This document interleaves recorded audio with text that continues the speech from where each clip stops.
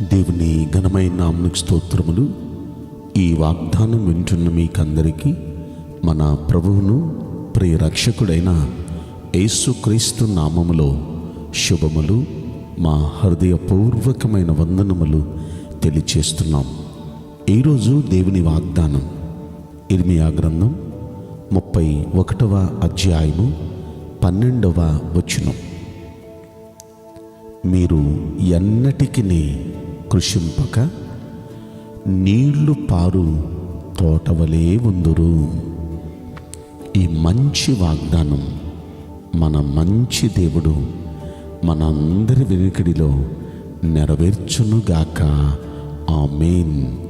ప్రియ దైవ జనాంగమా, మన దేవుడు మనకిస్తున్న శ్రేష్టమైన వాగ్దానం చూడండి. ఇన్నాళ్ళు ఒకవేళ రకరకాల సమస్యల్లో నలిగిపోతున్నారేమో, ఒక్కొక్కసారి కృంగి కృషిస్తున్నారేమో, ఒక్కొక్కసారి చాలా బాధగా ఆవేదనగా దిగులుగా ఉంటున్నారేమో. ఈరోజు ఎంత చక్కని మాట! ఇక ఎన్నటికీ మీరు కృషించరు, కృంగిపోరు. నీళ్లు పారే తోట ఎలా పచ్చగా ఉంటుందో మీరు ఇక నుండి అలా పచ్చగా ఉంటారు అనే మాట మనం ఇక్కడ విన్నాం. ఈ మాట మనం పరిశీలిస్తే ఇది మన జీవితంలో నిజంగా నెరవేరితే ఎంత బాగుండు. ఖచ్చితంగా నెరవేర్చడానికే కదా ప్రభు ఈ వాగ్దానం ద్వారా దేవుడు మనతో మాట్లాడుతున్నారు. మనందరి జీవితాలు అలా ఉండునుగాక. మనకిక ఎన్నడూ అలాంటి కృషించిపోవటం, దిగజారిపోవటం, కృంగిపోవటం, దిగులు పడటం, వేదన పడటం, ఇలాంటి పరిస్థితులు తొలగిపోయి ఇక ఎప్పుడు ఆనందంగా సంతోషంగా నీళ్లు పారే తోట ఎప్పుడు ఎలా పచ్చగా నిగనిగలాడుతుందో జీవితం, అందరి జీవితాలు అలా ఉండునుగాక. కాబట్టి ఇలా ఉండాలంటే ఏం చేయాలి? ఇదే ఇర్మియా గ్రంథం 31వ అధ్యాయంలో 9వ వచనంలో మాట్లాడతారు. వారు ఏడ్చుచూ వచ్చెదరు, వారు నన్ను ప్రార్థన చేయుచుండగా నేను వారిని నడిపిస్తా. ఎలా నడిపిస్తానంటున్నారు? వారు తొట్టిల్లకుండా చక్కగా పువ్వు బాటలో నడిపిస్తా. నీళ్ల కాలువల యొద్దకు వారిని నడిపిస్తా. మన దేవుడు మన చేయబట్టి నడిపిస్తాడంట. చక్కగా పోయే బాటలో తొట్టుపడకుండా, పడిపోకుండా, అరే అనే పరిస్థితి రాకుండా, అరే దెబ్బతిన్నాను, అరే పొరపాటుని ఇలా చేశాను, అరే పొరపాటుని ఇలా మాట్లాడాను, ఇక అరే అనేది ఉండదు. చక్కగా పోయే బాటలో అంటే అంత చక్కగా జెంటిల్గా చేసేదంతా పర్ఫెక్ట్గా, ఇక ఎక్కడ ఏ విధమైన లోపం లేకుండా పర్ఫెక్ట్ మార్గంలో దేవుడు నడిపిస్తాడంట. ఆ మార్గంలో కూడా ఎలా ఉంటుందంట? నీళ్ళ కాలువల యొద్దకు నడిపిస్తాడు. నీళ్ళ కాలువల యొద్ద అంటే మనకెప్పుడు ఆ నీళ్ళ కాలువల యొద్ద ఉన్న చెట్టు పచ్చగా ఉన్నట్టు మనల్ని అలాంటి నీళ్ళ కాలువ యొద్దకు నడిపిస్తాడు. అంటే మనకి ఇక సమృద్ధి, నీళ్ళ కాలువల యొద్ద అంటే ఇక సమృద్ధి, దిగుల్లేని పరిస్థితికి నడిపిస్తాడు. అలా దేవుడు నడిపించాలి అంటే మనం ఏం చేయాలి? వారు ఏడ్చుచూ వచ్చేదారు. అంటే దేవుని సన్నిధిలో, ఆయన సన్నిధిలోనికి ప్రార్థన చేయడానికి వచ్చినప్పుడు, ఆయన సన్నిధిలో మోకరించినప్పుడు మనం కన్నీటితో ప్రార్థన చేయడం నేర్చుకోవాలి. ఎందుకంటే కన్నీటి ప్రార్థనను ఆయన దాటి వెళ్ళిపోడు. గుండెల్లో మనం వేదనతో మనం ప్రార్థన చేస్తే, మన బైబిల్ గ్రంథంలో చూస్తాం, వేదన నొందిన దేశము మీద మబ్బు నిలవదు అని. అంటే ఎవరైతే వేదనతో ప్రార్థన చేస్తారో అలాంటి వేదనతో ప్రార్థించే వారి కుటుంబాల మీద, వారి జీవితాల మీద అడ్డొచ్చిన మబ్బులు దేవుని ఆశీర్వాదానికి, అభివృద్ధికి, దైవికమైన దీవెనలకి అడ్డొచ్చిన ఏ మబ్బులు వారి మీద నిలవకుండా దేవుడు ఆ మబ్బులు తొలగించేస్తాడు.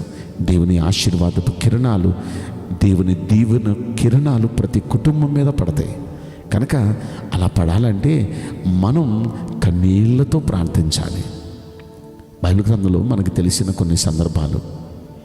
హన్నా దేవుని సన్నిధికి వచ్చినప్పుడు ఆమె బహు దుఃఖాక్రాంతురాలై బహుగా ఏడుస్తూ కన్నీళ్లతో దేవుని పాదాల దగ్గర ప్రార్థించింది.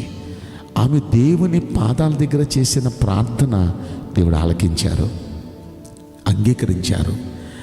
ఆమె ఇక దుఃఖముఖంగా ఉండి ఇక ఏడవలసిన పరిస్థితులు లేకుండా ఆమెకు ఆ రోజే వాగ్దానం చేశాడు. అమ్మా, వచ్చే ఈ రోజుకి నీ ఒళ్ళో బిడ్డ ఉంటాడు.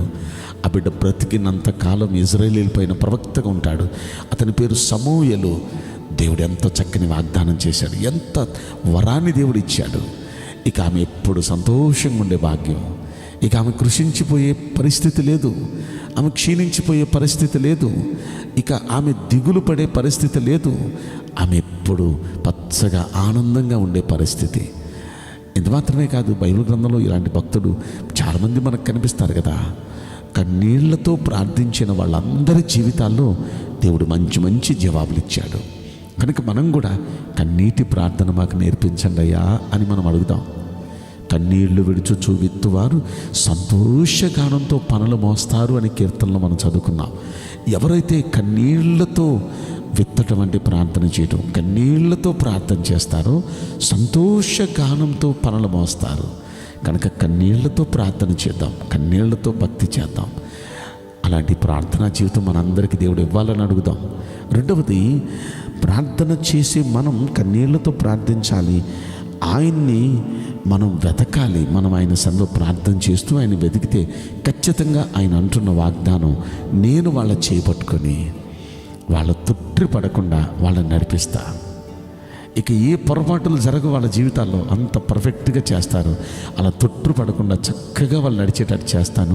నీళ్ళ కాలువల యొద్దకు అంటే సమృద్ధిలోనికి దేవుడు నడిపిస్తాను అంటున్నాడు. అంత మాత్రమే కాదు, ఈరోజు వాగ్దానం, ఎన్నటికీ కృషించిపోక, ఇక ఎన్నటికీ కృషించిపోక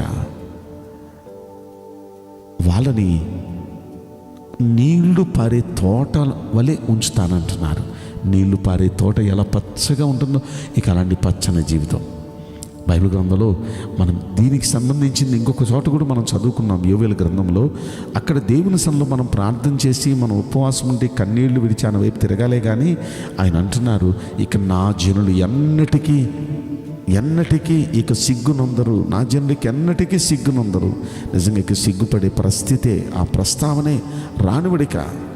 దేవుడు ఎప్పుడు మనం ఆనందంగా సంతోషంగా ఉండే భాగ్యం దేవుడు మనకిస్తాడు. ఈ వాగ్దానం వింటున్న మీ అందరి జీవితాలు, మనందరి జీవితాలు అలా ఉండునుగాక. ఆమేన్. నేను మీకోసం ప్రార్థన చేయబోతున్నాను. పరిశుద్ధుడా, ప్రేమ యేసు రాజా, మీ పరిశుద్ధ బంగారు పవిత్రమైన నామమునకు నిండు మనసుతో కోట్ల కొలదిగా స్తుతులు స్తోత్రములు వందనాలు చెల్లిస్తున్నాం. ఈ వాగ్దానం వింటున్న ప్రియుల జీవితంలో దయచేసి ఈ వాగ్దానం నెరవేర్చి కృప చూపించండి అయ్యా. నీ బిడ్డలు ఎన్నటికీ కృషించక, ఎన్నటికీ దిగులు పడగా, ఎప్పుడు సంతోషంగా ఆనందంగా ఉండినట్లు అయ్యా, నీళ్లు పారే తోట ఎలా పచ్చగా ఆనందంగా ఉంటుందో అందరి జీవితాలు అలా ఉండునట్లుగా కృప చూపించమని ఈ కొద్ది మనవులు నజరుడని యేసుక్రీస్తు ప్రశస్తమైన నామములో మిక్కిలి వినయముతో ప్రార్థించి బ్రతిమలాడి వేడుకుంటున్నాం ప్రియ పరలోకపు తండ్రి. Amen. May God bless you all. Thank you.